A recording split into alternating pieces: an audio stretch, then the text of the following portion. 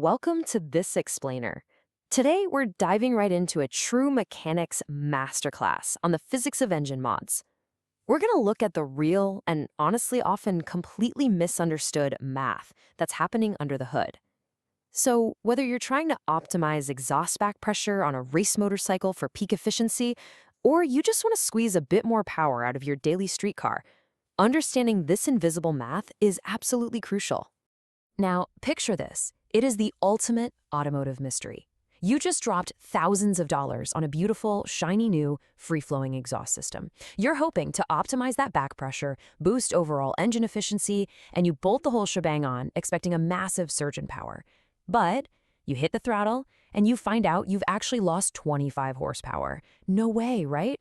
It's incredibly frustrating. Why does an expensive upgrade suddenly become a massive downgrade? Well, that is exactly the mystery we're going to solve today. Here's our roadmap for exactly how we'll solve this. First, we'll look at the engine's delicate balance. Then, what happens when exhaust upgrades go wrong, and how to diagnose false lean codes.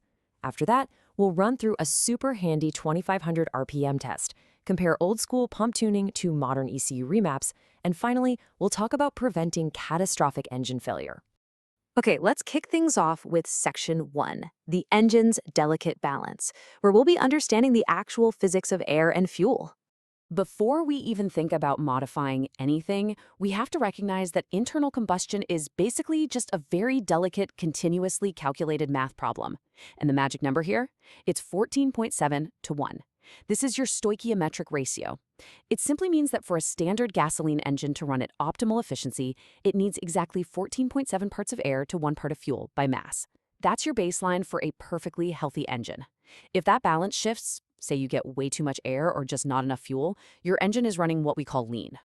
To really wrap your head around what a lean condition actually does inside that combustion chamber, think of an old-school blacksmith's forge. The fuel in your engine, that's the wood or coal in the forge. Now, imagine you start violently pumping the bellows, forcing a ton of extra air in there, but you don't add any extra wood. The fire doesn't just burn better. It burns incredibly fast and insanely hot, shifting from a nice warm orange to a blinding white-hot fire. Sure, it looks energetic, but that intense heat will actually start to damage the metal of the forge itself. Inside your engine, that exact same unmanaged heat is what literally melts pistons and chips valves. Moving on to Section 2, when exhaust upgrades go wrong and how airflow changes completely disrupt the ECU. So with that delicate balance in mind, you can start to see how bolting on a brand new exhaust directly messes with your engine's volumetric efficiency. The real key here is understanding the invisible handoff your engine control unit, or ECU, is constantly doing. Modern engines basically toggle between two modes. You've got closed loop, which happens when you're just steadily cruising along.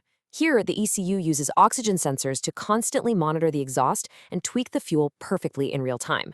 But the moment you slam on the gas for heavy acceleration, the ECU switches over to open loop. In open loop, things are just happening way too fast for the sensors to keep up. So the ECU stops looking at live data and blindly relies on its pre-programmed factory fuel maps. It essentially just assumes your hardware is totally stock. But wait, you just changed the exhaust. You changed the airflow. So suddenly those blind factory maps in open loop are totally starving your engine of fuel. And trust me, you will feel this right from the driver's seat. Your engine might shake, or you'll get a really rough idle sitting at a stoplight, or maybe you hit the gas and feel what we call a lean bog, just this nasty hesitation before the car finally accelerates. Even worse, you might hear this metallic, rhythmic pinging sound, kind of like marbles shaking in a tin can. That is detonation. That's the air-fuel mixture exploding violently and unpredictably instead of burning smoothly. Oh, and if you pull a spark plug, the tip will look bone white or totally glazed over from all that extreme heat. Here's a perfect, real-world example of this exact phenomenon. A user over on the PistonHeads forum swapped the exhaust on an Audi RS6 V10.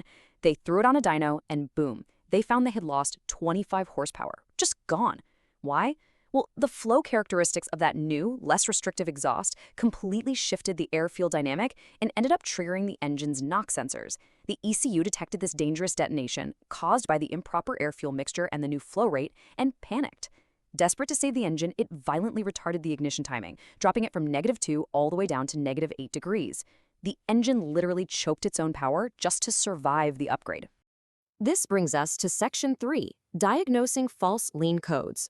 What to do when the data lies to the computer. You know, sometimes the computer throws the code telling you the engine is running lean, but the data itself is actually lying because of a very specific mechanical fault. Now, sure, a failing fuel pump can absolutely starve an engine, but get this. A massive 80% of lean engine codes are actually just caused by unmetered air. That sneaky air that manages to slip right past the mass airflow sensor. Because the computer never counts it, it never injects the proper fuel for it. And one of the absolute trickiest culprits for this isn't even found in the intake system, it's hiding right in the exhaust. If you have an upstream exhaust leak, meaning a leak right before the oxygen sensor, fresh air actually gets sucked into the exhaust pipe right between the combustion pulses. Your oxygen sensor spots this fresh air, totally panics, and tells the ECU, hey, we are running dangerously lean. The ECU reacts by commanding this massive, completely false surplus of raw fuel into the engine. Not only does this absolutely tank your gas mileage, but dumping raw fuel into the exhaust can actually overheat and physically melt the internal honeycomb substrate of your catalytic converters. Not good at all.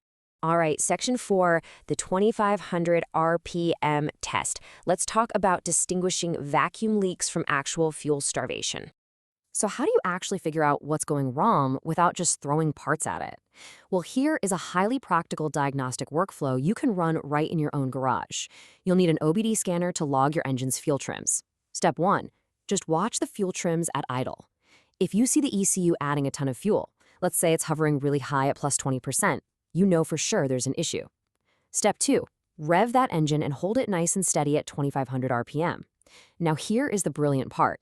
If those fuel trims suddenly drop right back down to a normal 5%, you've got a vacuum leak. Why does that happen? Because at higher PMs, the engine is gulping down so much air through the main throttle body that a tiny little pinhole vacuum leak barely even registers anymore. On the flip side, if those trims stay super high or climb even higher to 25% at 2500 RPM, it means the engine is begging for fuel at high speeds and just can't get it. That points directly to a fuel delivery issue, like a dying pump or a clogged injector. Next up is Section 5, Pump Tuning versus ECU Remaps, choosing the right software for your hardware. Okay, let's assume you've chased down any leaks, everything's solid, and you've bolted on that high-flow exhaust. How do you actually get the horsepower you paid for? You have to calibrate the engine for the new hardware, and it helps to understand how tuning has evolved. If you're running a classic pre-OBD car with no computer, you're relying on mechanical pump tuning. This literally means turning physical fuel delivery screws while the car is strapped to a dyno. It's cool, but the precision is heavily limited by the physical hardware. However, for pretty much any modern vehicle, whether it's a car or a race motorcycle built in the last 20 years, you're going to use ECU remapping. This means you're flashing entirely new software maps directly into the computer. The precision here is just off the charts. You can dial in the fuel, the ignition timing, and the boost pressure perfectly, customized for your exact modifications. Now, presenting this from the perspective of a professional tuner, I have to tell you, remapping is not just some optional luxury. When you do major exhaust upgrades, an ECU remap is strictly mandatory. Remember those blind open loop maps we talked about earlier? Modifying your exhaust completely changes the engine's volumetric efficiency. It changes how much air the engine can actually breathe. Without an ECU remap, those factory open loop maps are completely clueless about your shiny new exhaust. They're just going to blindly inject the factory amount of fuel, which is now dangerously insufficient, leaving your engine heavily underfueled when you're accelerating hard under heavy boost. Which leads us to our final part, Section 6, Preventing Catastrophic Engine Failure, the high stakes of ignoring the data. We really need to talk about the severe mechanical consequences of ignoring these tuning rules, because the stakes are literally engine ending. If you just ignore a lean condition, you are subjecting your engine to what mechanics call the blowtorch effect. That white-hot lean burn will literally chip away and melt solid metal exhaust valves. If you get severe detonation under a heavy load, those unregulated explosions can blast holes right through the tops of your pistons. And, like we mentioned, if the ECU is desperately dumping unmanaged fuel to correct a false lean code, it's going to overheat and melt the internal substrate of your catalytic converters. Honestly, it is just pure expensive destruction. And this is exactly why professional dyno testing is absolutely critical, especially if you care about the longevity of a race-tuned engine. Strapping your vehicle to a dynamometer is really the only genuinely safe way to measure your exact air-fuel ratios under maximum load. It gives the tuner the ability to accurately log those fuel trims and mathematically verify that your new open-loop software maps are enriching the fuel mixture enough to keep your engine perfectly cool and protected, all while making maximum horsepower.